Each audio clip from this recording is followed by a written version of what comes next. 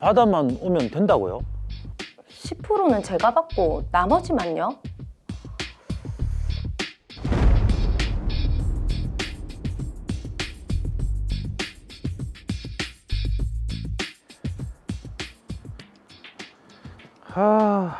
오늘은 대리운전 콜이 좀 잡혀야 할 낀데. 이게 뭐고? 경매 업무 보조 알바? 일당 10만 원 교통비 지급. 경매회사에서 은퇴한 내한테는 딱 맞는 알바네.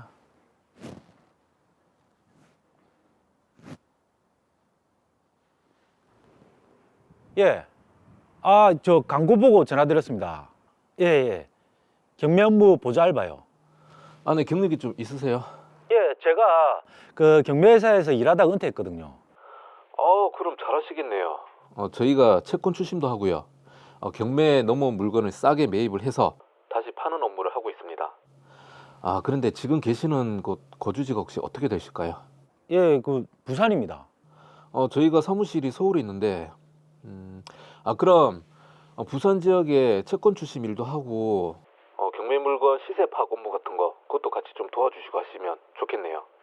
돈은 일당으로 지급될 거고요. 10만 원씩 드리겠습니다. 그래요? 일을 바로 하겠습니다. 그럼 지금 주소 바로 보내드릴 테니까 그 근처로 이동하시면 됩니다. 지금 바로요? 네. 이번에 경매로 나온 다가구 주택 소유자가 채무 불량자인데 경매 취하시키려고 현금으로 채무를 갚기로 했거든요. 금액이 얼만데요? 3천 정도 되는데 그 돈을 받아가지고 저희가 알려드리는 계좌로 입금해 주시기만 하면 됩니다. 바다만 오면 된다고요? 네네. 그거 오늘 중으로 처리만 해주시면 일당 10만 원 바로 입금해 드릴게요. 야, 이거 대리운전도 공칠 것 같은데 이거라도 해야 되겠다. 예, 알겠습니다. 네. 너무 빨리 일을 시키는데요? 주소가 바로 왔네. 부산시 여기서 가깝네. 바로 입금해준다고 하니까 일단 일을 하긴 하네요. 그래도 좀 의심스러울 텐데. 돈 받으러 오신 분. 네. 맞다네. 여기. 예. 이상한데요?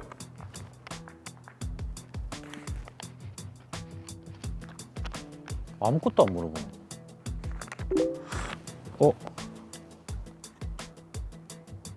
계좌번호 왔네.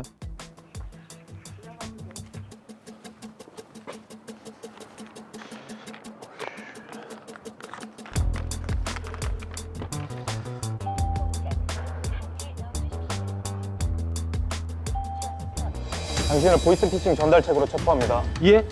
보이스피싱이요? 네? 아닙니다. 일단 서로 가시죠. 아닙니다. 이야. 네, 그 대출금 상환은 날짜 맞춰서 할게요. 근데 이율을 좀 낮출 수는 없을까요? 네, 알겠습니다. 이거 이율이 너무 높은데. 아니, 다른 저렴한 상품 없나? 보자. 낮은 이율로 대환 대출을 해준다고?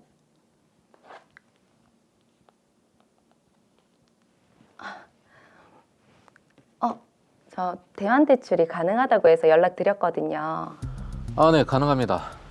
그런데 일단 신용 등급을 좀 올려야 대출 이율이 낮아집니다. 신용 등급이요? 그건 어떻게 하면 되는데요? 신용 등급은 돈이 계속 입금되고 출금되는 그 기록이 많이 있어야 올라가거든요. 저희가 수시로 체크카드를 보내드릴 테니까 거기서 돈을 찾아가지고 10%는 고객님 계좌에 넣어두시고요. 나머지는 저희가 알려드리는 계좌로 다 보내주시면 됩니다.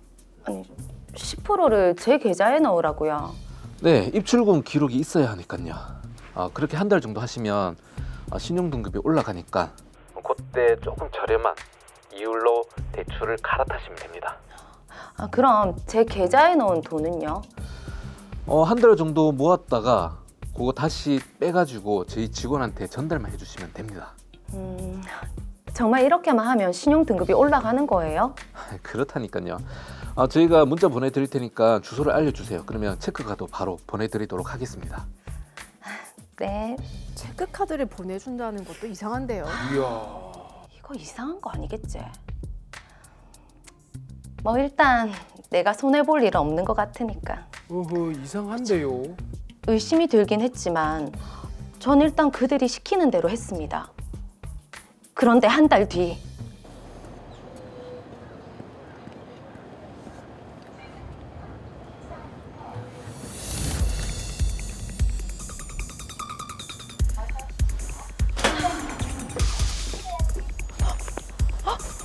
당신을 전자금융거래법 위반 혐의로 체포합니다. 저 아니에요. 잠깐만요.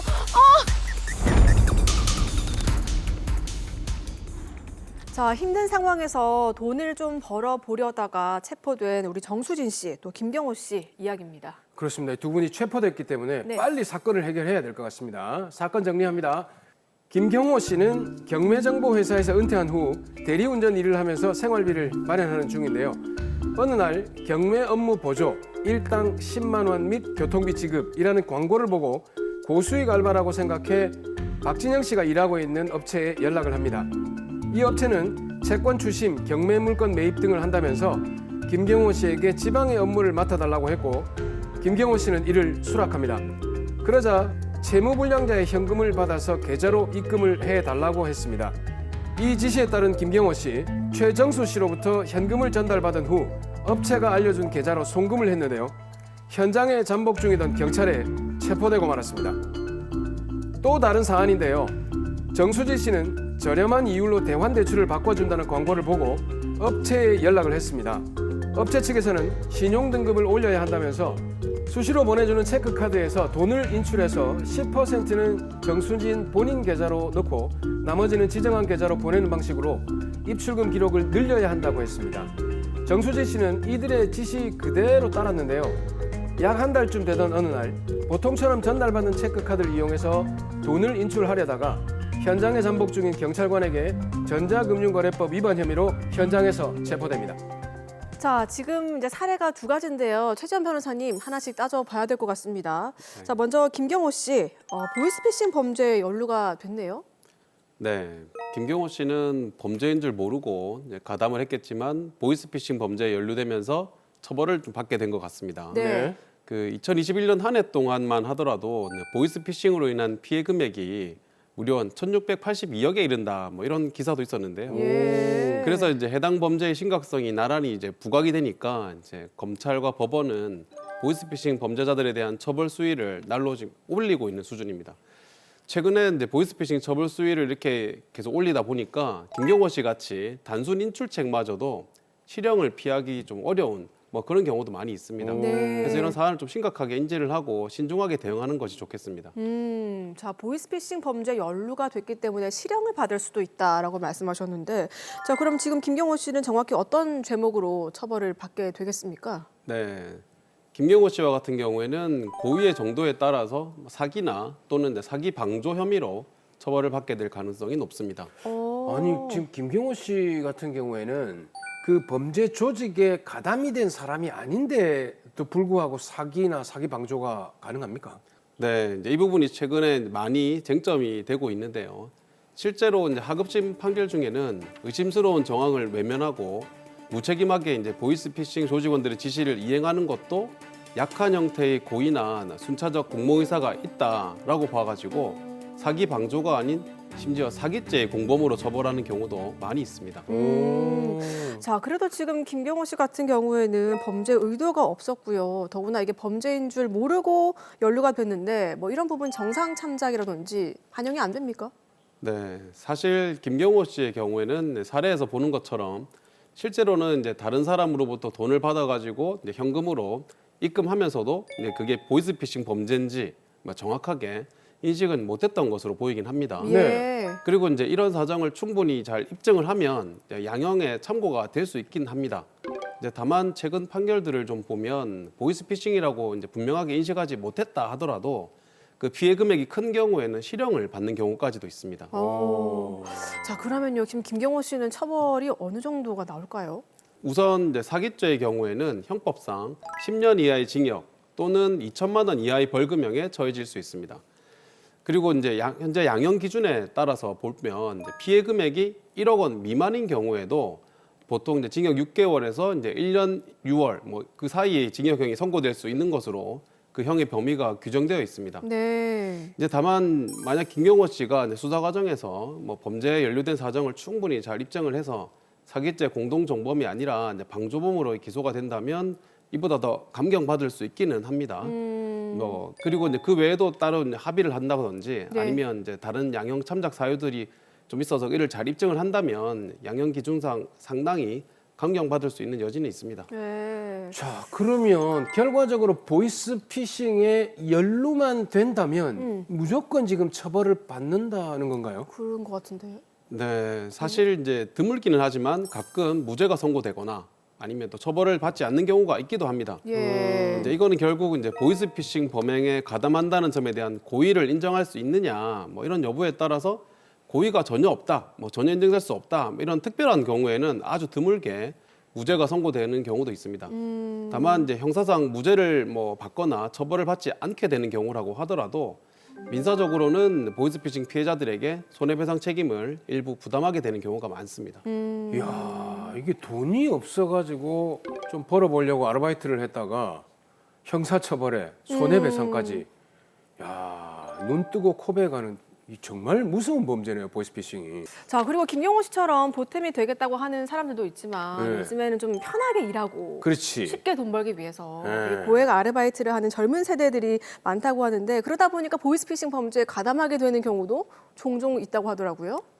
네, 최근 이제 고액 알바 또 꿀 알바 이래가지고 이제 이런 이름으로 광고가 이제 많이 있습니다. 그래서 그런 광고에 현혹이 돼가지고 보이스피싱 인출책으로 일을 하게 되는 대학생이나 뭐 젊은 세대들이 많이 있는 것 같습니다. 네. 실제로도 뭐 이런 젊은 분들이 보이스피싱 범죄 혐의로 수사를 받게 됐다거나 경찰에서 뭐 소환 통보가 왔다 해가지고 상담을 하는 경우가 많이 늘고 있습니다. 그러니까 꿀 알바 이런 거는 없다고 봐야 될 것 같아요. 그렇죠? 그렇죠. 쉽게 돈을 벌 수 있는 건 없잖아요. 그렇습니다. 예, 예. 예.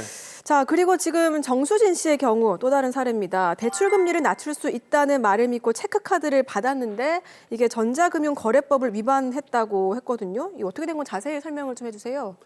네, 전자금융거래법은 전자금융거래의 안정성과 신뢰성을 확보하기 위해서 이제 제정되어 있는 법률입니다. 그 적금 매체를 함부로 양도하거나 뭐 이를 대여하는 경우 뭐 처벌하는 내용을 담고 있는데요.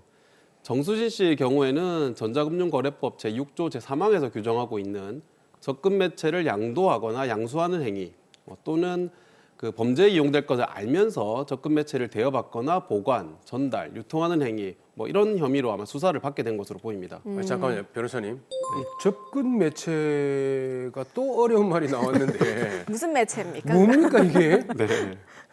그 전자금융거래법 이제 법률 설명에 따를 때 이제 접근 매체란 그 전자금융 거래에 있어서 이제 거래 지시를 하거나 이용자 또는 이제 거래 내용의 진실성과 정확성을 확보하기 위해서 사용되는 전자식 카드, 또 금융기관에 등록된 이용자 번호, 뭐 이용자의 생체 번호나 뭐 비밀번호 이런 것들을 의미한다고 하는데 쉽게 얘기를 해드리면 뭐 은행 통장이나 체크카드, 뭐 비밀번호 이런 것들 모두 접근 매체다라고 생각하시면 뭐 쉽겠습니다.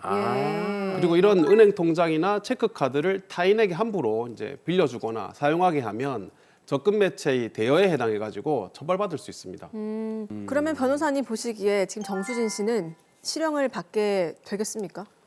네, 사실 이제 정수진 씨의 경우에도 만약 보이스피싱과 관련해서 인출책으로 수사를 받게 된다면 전자금융거래법 위반 혐의 외에 사기 혐의나 사기 방조 혐의로도 수사를 받게 될 것으로 이제 보입니다. 그럴 경우에는 이제 앞서서 우리 살펴봤던 것처럼 김경호 씨와 마찬가지로 피해 금액이 많을 경우에는 실형을 선고받을 수도 뭐 있는 수준입니다. 이야, 이게 보이스피싱이라고 하면 그냥 전화를 해가지고 나를 속여서 그 맞아요. 돈을 쏙 빼가는 맞아요. 요 정도만 생각을 했는데 지금 우리가 나도 모르게 당하는 보이스피싱 오늘 보니까 그런 거거든요. 예. 요걸 당하지 않게 하기 위해서 어떤 범행, 구체적인 범행 행태 이런 것들을 좀 알려주시죠. 네, 이제 나도 모르게 이제 보이스피싱 인출책으로 오해받거나 이제 실수로 가담하게 되는 경우가 굉장히 많은데요. 네. 최근 이제 보이스피싱 조직원들은 별도의 계좌 모집책이 있을 정도로 범죄 실효를 위해서 체크카드나 뭐 통장 이런 것들 대량으로 수집을 하고 있습니다. 특히 이런 이제 범죄 조직원들은 뭐 이번 사례들처럼 대출을 해주겠다, 아니면 대출 이유를 뭐 조정해주겠다, 또는 단순한 뭐 고수익 알바다 이런 식으로 속여가지고 통장이나 뭐 그런 계좌에 연결된 체크카드를 수집하고도 있습니다. 따라서 이제 제일 중요한 것은 고수익 알바라고 하면 일단 보이스피싱에 관련된 것이 아닌가 이렇게 좀 의심을 해봐야겠고요. 또 의심스러운 부분이 있는 경우에는 절대로 뭐 현금을 직접 전달받거나 전달해주거나 뭐 이런 일을 해서는 절대 안 되겠습니다. 맞아요. 진짜 이렇게 요즘 같은 시대에 누가 직접 이렇게 돈을 전달해주니까. 그러니까요. 그걸 왜 또 전달해 줍니까? 자기 같이 그냥. 그것도 답이네요. 아니, 경찰서로 들고 들어가든지. 네. 자, 정말 주의를 해야 될 것 같고 의심을 한번 해봐야 될 것 같습니다. 자, 마지막으로 범죄에 연루된 우리 정수진, 또 김경호 씨 두 사람에게 한 말씀 부탁드립니다. 김경호 씨, 정수진 씨 의도치 않게 범죄에 연루돼서 이제 마음고생이 많으실 텐데요. 그래도 이제 보이스피싱 범행에 연루되었다는 사실 자체는 사라지지 않고 그런 행동으로 인해서 사실 피해자도 발생을 했기 때문에 형사처벌을 받게 될 가능성이 아주 높아 보입니다. 이제 본인의 입장을 잘 소명하고 범죄에 가담하게 된 경위를 잘 설명을 해가지고 감형을 받는 것이 최선일 것 같으니까 부디 이제 법률 전문가와 상의해서 수사 과정에서부터 적절하게 대처를 잘 하셨으면 합니다. 그리고 앞으로는 이런 의심스러운 고액 아르바이트 일에는 절대로 가담하지 않으시길 바랍니다.